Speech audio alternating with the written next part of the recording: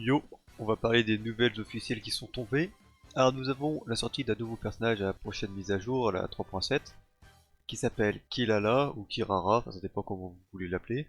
Comme d'hab, tous les avis c'est subjectif au niveau du personnage, mais le design est pas trop mal. Il y a deux queues de chat, c'est original pour le coup. Pas d'oreilles de chat, bon, tant pis. Par contre elle a des patounes de minou. Ok, c'est marrant, d'habitude Oyoyo font pas ça, ça promet du bon pour la suite.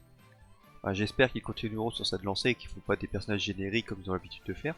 Donc ça sera un personnage Tenro de Inazuma, et pour son arme on sait pas trop. Ça n'a pas été dit, apparemment ça serait épée, mais je préfère ne pas m'avancer. Et non, voilà, c'est à peu près tout. Après on découvrira la personnalité et l'histoire du personnage quand elle sortira, mais pour l'instant ça promet que du bon. C'est cool. Alors sinon au niveau des bannières, qu'est-ce qu'on a? Nous avons pour la bannière de Naida et de Nilou, en personnage 4 étoiles, Dori, Layla et Shinobu. Alors Shinobu, vachement intéressante en ce moment grâce à l'arrivée du Tendro et pour la réaction d'exubérance. Dori moins intéressante, on a tendance à l'oublier. Layla elle est sympa, son bouclier est plutôt solide, elle fait de bons dégâts et elle applique pas mal l'élément cryo. Plus vous avez de constellation, plus l'application sera bien.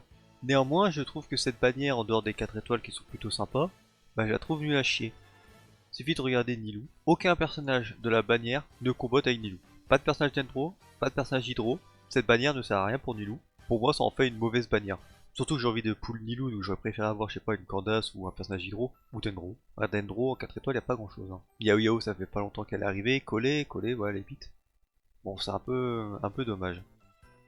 Alors pour les armes, qu'est-ce qu'on a? En dehors des armes de signature des personnages qui peuvent valoir le coup si vous avez rien d'autre à acheter.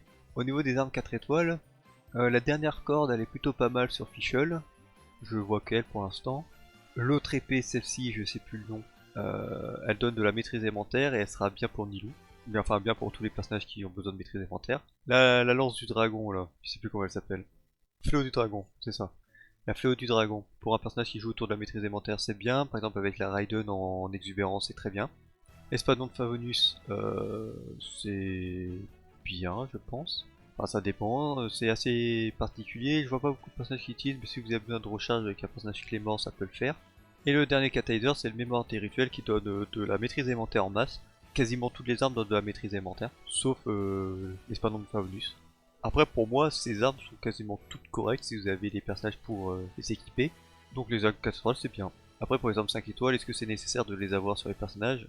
Nilou, je pense que ça apporte un énorme gain grâce au bonus de PV. Mais bon, voilà. Et Naida, moi j'ai Naida qui se démerde très bien sans son arme de signature. Donc est-ce que c'est intéressant? Je suis pas sûr. Bon bah du coup on a fait à peu près le tour. Allez, bon jeu. Ciao!